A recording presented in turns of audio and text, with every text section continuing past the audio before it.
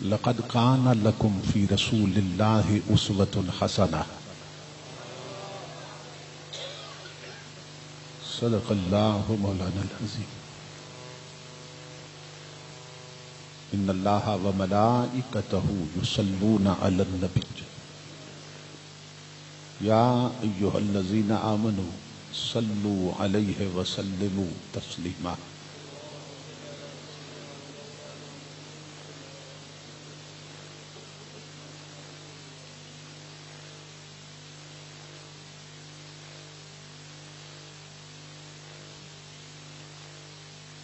لائق صد احترام خطیب اسلام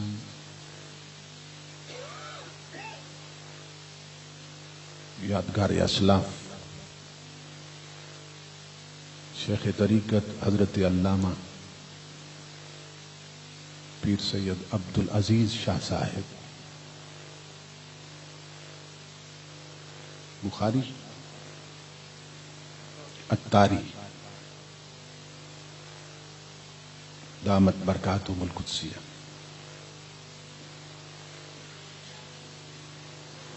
خطیب اسلام محترم المقام سرمایہ ملت حضرت علامہ محمد عبد الرحمن صدیقی صاحب دامت برکاتہم العالیہ،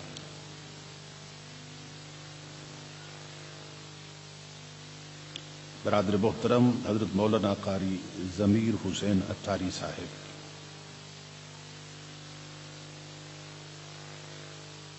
اور دیگر معزز مشائخ و علماء کرام اور محترم حاضرین و سامعین، اللہ رب العزت کا لاکھ لاکھ شکر ہے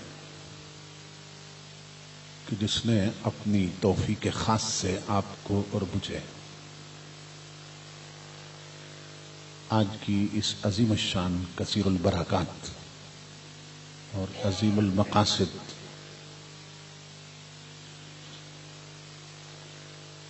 محفل عشق مصطفیٰ میں حاضری کا شرف عطا کیا، اور اپنا اور اپنے محبوب مکرم صلی اللہ تعالی علیہ وآلہ وسلم کا ذکر پاک اور پیغام عظیم سننے اور سنانے کی توفیق عطا فرمائی. اس عظیم الشان پروگرام کے انعقاد پر جو برادر عزیز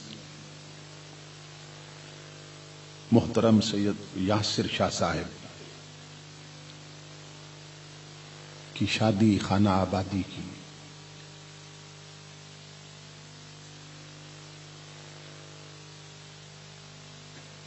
عظیم تقریب کے سلسلہ میں اللہ رب العزت کی بارگاہ میں اظہار تشکر کے لیے اور اس کے محبوب کی بارگاہ میں اظہار غلامی کے لیے انتہائی محبت اور عقیدت سے قائم کی گئی. اس کے انعقاد پر اور فتنوں کے اس دور میں اس انقلابی اقدام پر میں حضرت قبلہ پیر سید محمد شاہ صاحب، سید ریاست علی شاہ صاحب، سید ناصر علی شاہ صاحب، سید باسط علی شاہ صاحب اور ان کے جملہ افراد خانہ کی خدمت میں دل کی اتھا گہرائیوں سے ہدیہ تبریک و تحسین پیش کرتا ہوں.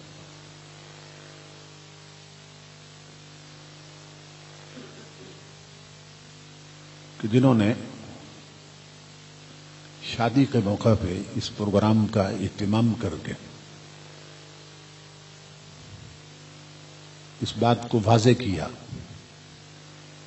کہ شادی یوں بھی ہو سکتی ہے.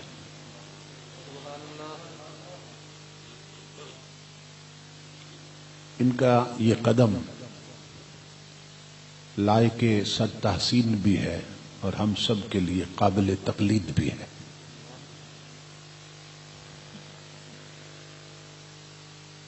ان کا جو خونی تعلق حضور صلی اللہ علیہ وسلم کی ذات گرامی کے ساتھ، اللہ رب العزت نے انہیں جو اعزاز عطا کیا حضور کی نسبت کا،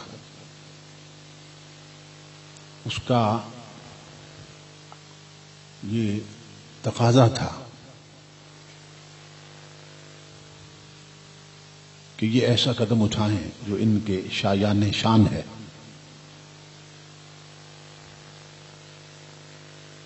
اور دوسروں کے لیے ان کا وہ عمل نمونہ بن سکے۔ میں استاذ العلماء سرمایہ ملت مخلصی فی اللہ حضرت علامہ حامد رضا صاحب زید مجدہ کا شکر گزار ہوں کہ جن کے حکم کی تعمیل میں تاریخ کا تعین ہوا اور میں اس پاکیزہ مجلس تک پہنچا ہوں۔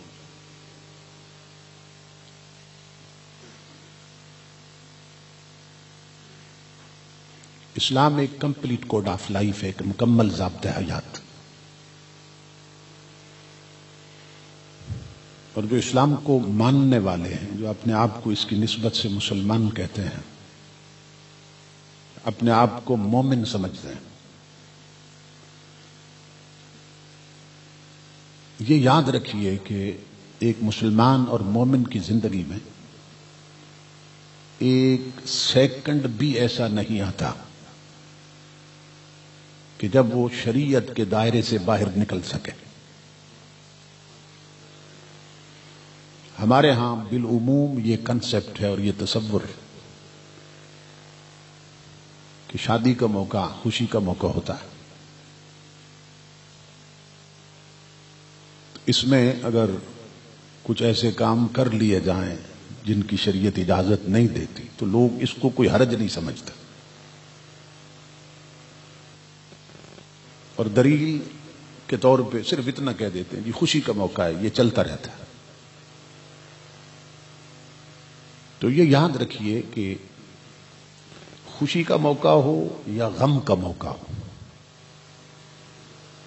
اسلام نے ایک سیکنڈ کے لیے بھی ایک مسلمان کو اجازت نہیں دی کہ وہ اس کی تعلیمات کے گھیرے سے باہر نکل سکے۔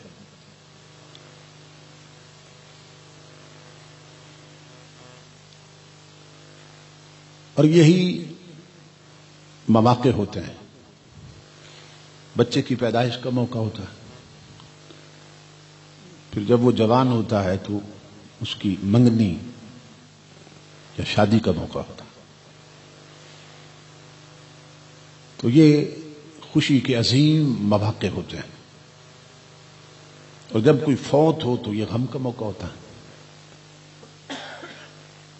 ہماری سوسائٹی میں دینی تعلیمات سے آشنا نہ ہونے کی وجہ سے لوگ غم کے موقع پہ بھی شریعت کی حدود کو پامال کرتے ہیں، اور خوشی کے موقع پہ بھی حضور کی شریعت کی حدوں کو کراس کر جاتے ہیں۔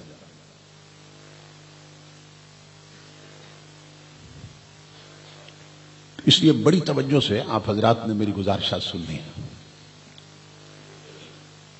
مجوزہ عنوان پر گفتگو کے لیے میں نے قرآن حکیم کے وہ الفاظ تلاوت کیے کہ حضور کی سیرت پر گفتگو کرتے ہوئے بالعموم جنہیں تلاوت کیا جاتا ہے، لقد کان لکم فی رسول اللہ اسوۃ حسنہ، کہ اللہ رب العزت فرماتا ہے کہ لوگوں میرے محبوب کی زندگی میں تمہارے لیے سب سے بہتر نمونہ ہے۔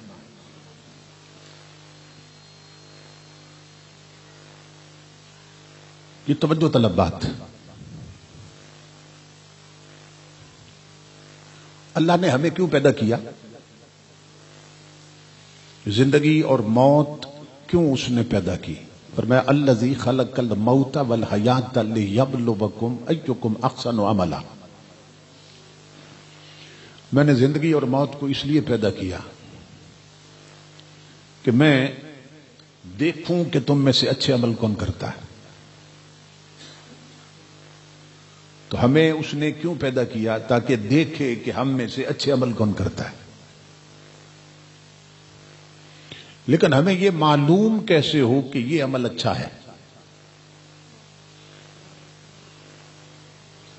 اس کے لیے بھی تو کوئی تکڑی، کوئی ترازو، کوئی اسکیل ہونا چاہیے کہ پتہ چلے کہ یہ عمل اچھا ہے اور یہ عمل برا ہے۔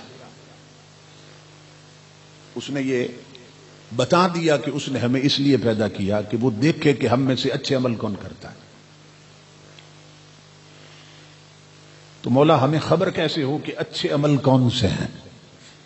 تو فرمایا اس کے لیے اپنے حبیب کو پیدا کیا، اس کے لیے اپنے محبوب کو پیدا کیا۔ کیا کہ جو عمل حضور کے اسوہ میں نظر آئے، حضور کے طریقے میں نظر آئے اور حضور کے عمل سے جل کے بس سمجھ جاؤ وہ اچھا عمل ہے۔ لقد کان لکم فی رسول اللہ اسوۃ حسنہ، تمہارے لیے سب سے بہتر نمونہ میرے حبیب کی زندگی میں ہے۔ ان دونوں کو ملائیں نا تو نتیجہ کیا نکلا؟ ہمیں پیدا کیا کہ ہمیں دیکھے کہ اچھے عمل کون کرتا ہے، اور اپنے حبیب کو اس لیے پیدا کیا کہ وہ کرتا جائے اور عمل اچھے بنتے جائیں۔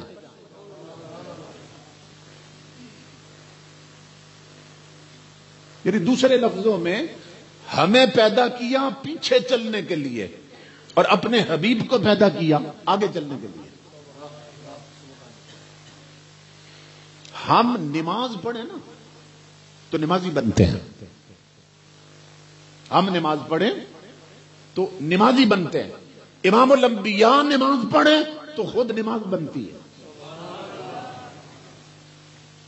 ہم حج کریں تو حج ہی بنتے ہیں، اور تاجدار کائنات حج کر لیں تو خود حج بنتا ہے۔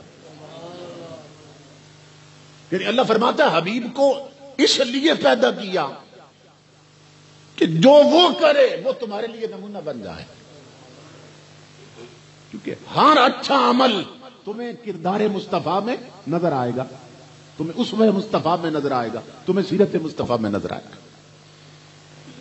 اور وہ عمل جسے یار نے رد کر دیا بس وہ اس لائق ہے کہ اسے ترک کر دیا جائے، اسے چھوڑ دیا جائے۔ جب یہ آیت پڑھی جاتی ہے تو لوگ سمجھتے ہیں بھئی حضور کی زندگی ہمارے لیے سب سے بہتر نمونہ شاید صرف نماز پڑھنے میں یا صرف حج کرنے میں حضور کی زندگی ہمارے لیے بہتر نمونہ ہے۔ تو اللہ رب العزت نے کسی ایک شے کا ذکر نہیں کیا کہ نماز پڑھنے میں محبوب کی زندگی تمہارے لیے بہتر نمونہ، یا روزے رکھنے میں یا حج کرنے میں بہتر نمونہ۔ اللہ رب العزت نے مطلق فرمایا محبوب کی زندگی تمہارے لیے سب سے بہتر نمونہ ہے۔ تو نتیجہ کیا نکلا؟ اللہ فرما رہا ہے کہ نماز ایسے پڑھو جیسے حبیب پڑھتا ہے، روزہ ایسے رکھو جیسے رسول رکھتا ہے، حج ایسے کرو جیسے حضور کرتے ہیں، اور شادیاں بھی ایسے کرو جیسے رسول چاہتے ہیں۔ اپنی بہو بیٹیوں کا لباس ایسا بناؤ جیسا حضور چاہتے ہیں، اپنی اولاد کو تعلیم وہ دو جو رسول دینا چاہتے ہیں، اپنے گھر کا ماحول وہ بناؤ جو رسول بنانا چاہتے ہیں، اپنی شادیوں کے رسم و رواج وہ رکھو جو رسول پسند کرتے ہیں۔ زندگی کے ہر قدم میں میرے حبیب کی زندگی تمہارے لیے سب سے بہتر نمونہ۔ اپنی بہو بیٹیوں کو ایسا لباس پہناؤ جیسا رسول پہنانا چاہتے ہیں، اپنی بہو بیٹیوں کا ایسا پردہ کرواؤ جیسا رسول کروانا چاہتے ہیں، تاجر ایسے بنو جیسے رسول چاہتے ہیں، گاہک ایسے بنو جیسے رسول چاہتے ہیں، پڑوسی ایسے بنو جیسے رسول چاہتے ہیں، اگر اولاد ہو تو ایسے بنو جیسے رسول چاہتے ہیں، ماں باپ ہو تو ایسے بنو جیسے رسول چاہتے ہیں، حاکم ہو تو ایسے بنو جیسے رسول چاہتے ہیں، رعایا ہو تو ایسی بنو جیسے رسول چاہتے ہیں۔ پھر زندگی کا کوئی عمل ایسا نہیں ہے کہ جس کے لیے تاجدار کائنات نے اپنی زندگی میں چراغ نہ جلا دیا ہو ہدایت کا۔ دیکھو نا، حضرت عیسیٰ علیہ السلام، آپ نے شادی نہیں کی تھی، آپ نے تجرد کی زندگی گزاری، مجرد رہے، شادی نہیں کی. اب ایک شادی شدہ آدمی اگر ان کی زندگی سے رہنمائی لینا چاہے کہ میاں بیوی کے تعلقات کیسے ہونے چاہیے، تو آپ کی سیرت خاموش، کیونکہ انہوں نے تو شادی نہیں کی. اور میاں بیوی کے تعلقات ایک بہت بڑا باب ہے زندگی کا، ایک بہت بڑا پہلو ہے زندگی کا. تو ان کی زندگی خاموش ہے. حضرت سلیمان علیہ السلام بادشاہ تھے، پوری دنیا پہ حکومت. ایک جھگی میں بیٹھنے والا اگر غریب ان کی زندگی سے رہنمائی لینا چاہے تو وہ تو بادشاہ تھے، ان کی سیرت خاموش. یہ تمہارے میرے نبی کی سیرت ہے، تاجدار کائنات کے غلاموں، کہ بادشاہ بھی رہنمائی دے رہا ہے اور گدا بھی رہنمائی دے رہا ہے. امیر کے لیے بھی مصطفیٰ نمونہ ہے اور غریب کے لیے بھی حضور نمونہ ہے. معراج کی رات دیکھو تو اللہ رب العزت کا جو عرش ہے نالین اس سے اوپر جا رہے ہیں، اور پلٹ کے آتے ہیں تو صبح کالے بلال کے ساتھ بیٹھ کر ایک ہی پلیٹ میں کھانا کھا رہے ہیں. فراز عرش میسر، زمین پہ سر بسجود. فراز عرش میسر، زمین پہ سر بسجود. وہ کس مقام پہ آئے ہیں، کس مقام کے ساتھ، وہ کس مقام پہ آئے ہیں، کس مقام کے ساتھ. تو امام الانبیاء کے غلاموں، اگر تم باپ ہو تو سیدہ زینب رقیہ ام کلثوم اور سیدہ کائنات فاطمہ الزہرا کی اس باپ کو دیکھو جنہیں تاجدار انبیاء کہتے ہیں. اگر تم شوہر ہو تو حضرت خدیجہ اور حضرت عائشہ اور حفصہ اور امہات المومنین کے شوہر نامدار کو دیکھو. اگر تم بیٹے ہو تو سیدہ آمنہ اور عبداللہ کے چاند کو دیکھو. اگر تم حکمران ہو تو مدینہ کے حاکم کو دیکھو. اگر تم مزدور ہو تو تاجدار کائنات کو دیکھو جو غزوہ خندق کے موقع پر ہاتھوں میں کدال لے کر خود پتھر توڑ رہے ہیں.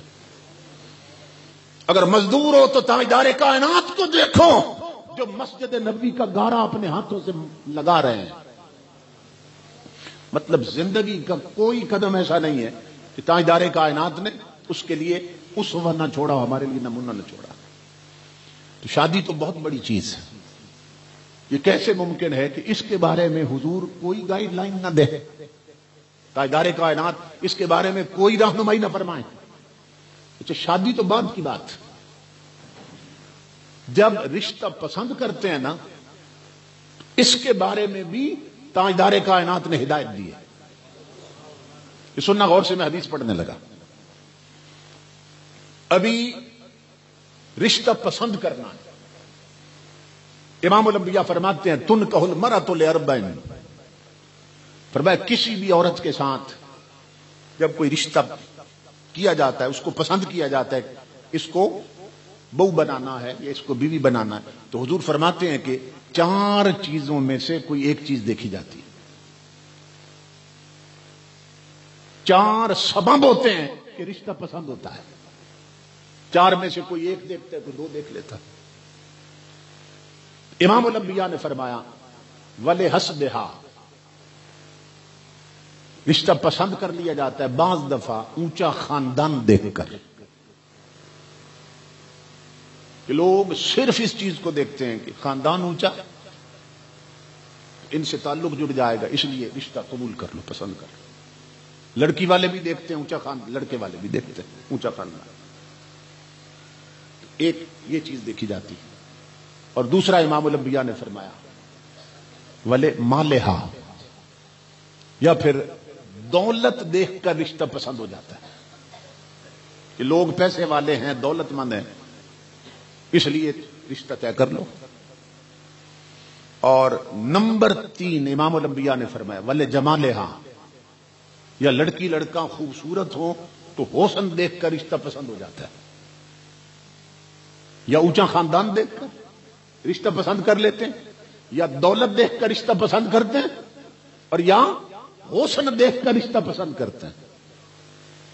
امام الانبیاء نے فرمایا 4تھی چیز جو میرے غلام ہیں جن کا تعلق میرے ساتھ ہے، جو میرے کھرے اور سچے غلام ہیں، والدین ہاں، وہ صرف اونچا خاندان نہیں دیکھتے، وہ صرف دولت نہیں دیکھتے، وہ صرف حسن نہیں دیکھتے، وہ دیکھتے ہیں جس گھر میں رشتہ کر رہے ہیں اس گھر میں نبی کی شریعت ہے کہ نہیں ہے، نبی کا دین ہے کہ نہیں ہے۔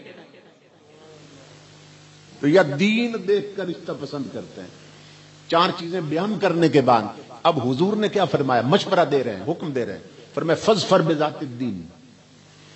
امام الانبیاء نے فرمایا صرف میرے امتیوں حسن نہ دیکھتے رہنا، صرف اونچا خاندان نہ دیکھتے رہنا، اور صرف دولت نہ دیکھتے رہنا، فرمایا میں تمہیں حکم دے رہا ہوں سب سے پہلے اس گھر میں میری شریعت دیکھنا کتنی ہے، اس گھر میں میرا دین دیکھنا کتنا ہے، اور اگر دین والے مل جائیں آقا نے فرمایا بس انہیں قبول کر لو، انہیں پسند کر لو، انہیں کبھی نہ چھوڑنا، اس لیے کہ اگر دین والے مل گئے تو دنیا بھی سمر جائے گی، آخرت بھی سمر جائے گی۔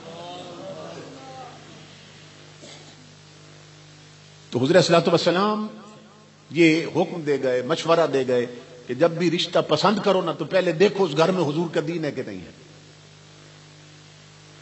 تو میں کہتا ہوں جس نے دین دیکھ کر رشتہ پسند کیا وہ اتنا خوش بخت ہے کہ اس سے اگر کوئی پوچھے کہ تو نے کس کے مشورے سے یہاں رشتہ کیا ہے،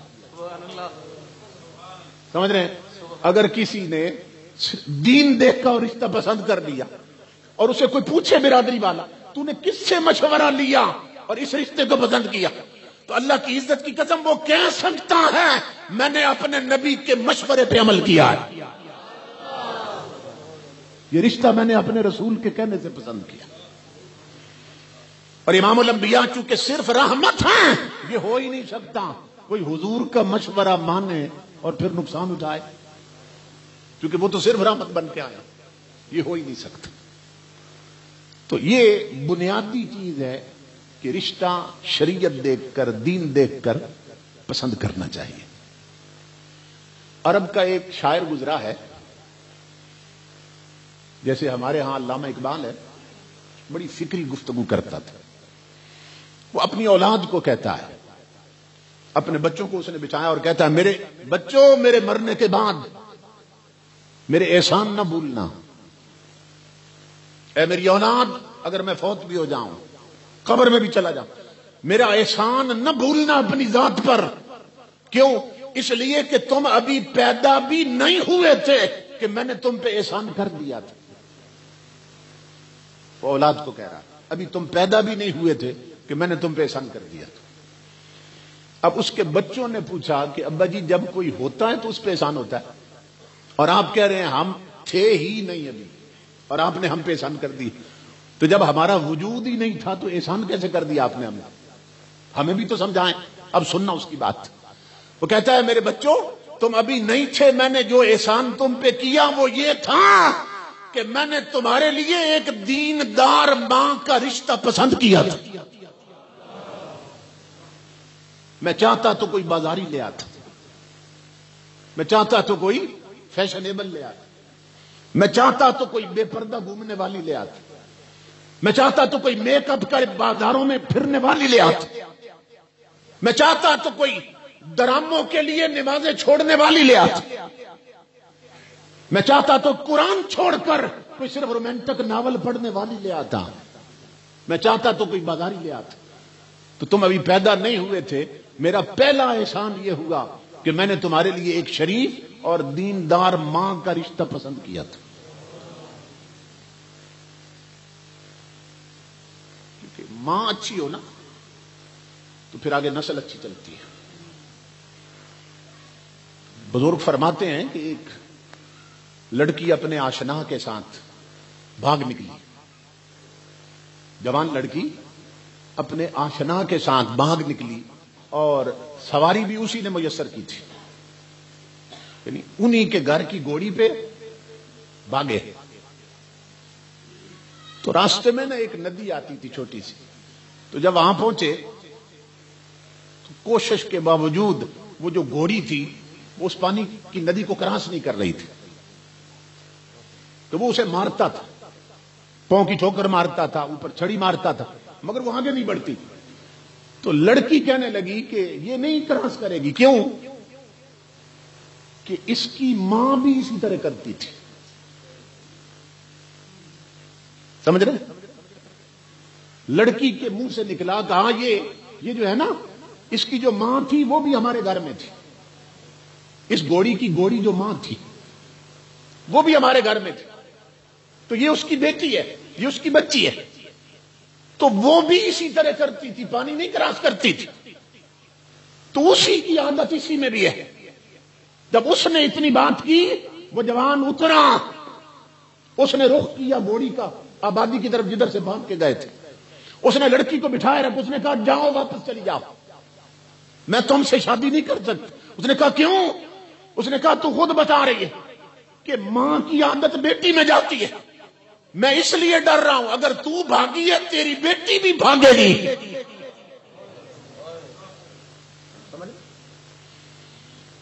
تو میں حیران ہوتا ہوں وہ مائیں جن کے آدھے ننگے جسم ہیں، آج آدھے ننگے جسم ہیں، اور ظالم میک اپ کر کے بازاروں میں پھر رہی ہیں، اور امام الانبیاء کے غلاموں پارکوں میں پھر رہی ہیں میک اپ کر کے. آپ تصور کریں کہ جس کی ماں کے سر پہ دوپٹہ تو کیا گلے میں بھی نہیں ہے، اور آدھا جسم ننگا ہے اور پارک میں پھر رہی ہے. آگے جو اس کی بیٹی ہوگی وہ کتنی ننگی ہو جائے گی. آگے جو آنے والا وقت ہے. اس لیے رشتوں کے انتخاب میں احتیاط کرو اور اپنے نبی کے مشورے پہ عمل کرو. جس گھر میں حضور کا دین دیکھو، شریعت دیکھو، وہاں رشتہ کرو تاکہ آگے جو نسل چلے وہ حضور کی سچے غلاموں کی نسل ہو. سیدنا فاروق اعظم رضی اللہ تعالیٰ عنہ، آپ کا طریقہ تھا مدینہ پاک کی گلیوں میں آپ اپنے دور حکومت میں راتوں کو پہرا دیا کرتے تھے.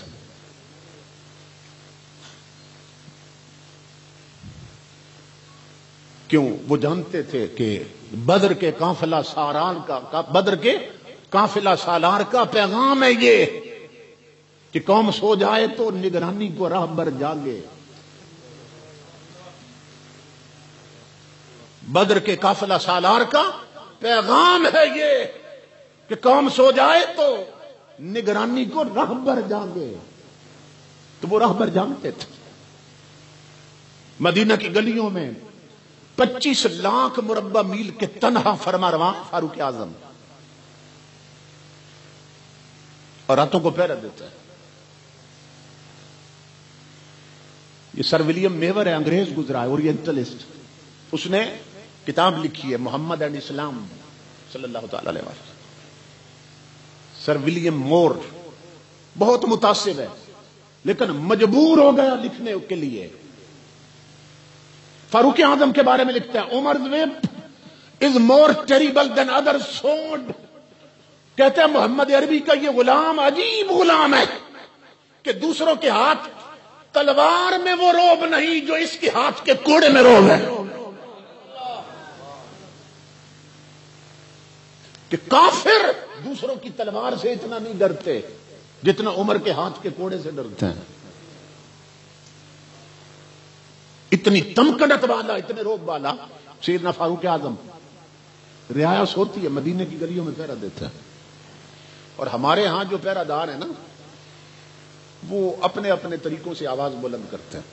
آج کل تو ہمارے شہروں میں انہوں نے سیٹیاں بجاتے ہیں، سیٹیز رکھی ہوتی ہے وہ بجاتے ہیں پہرا دار.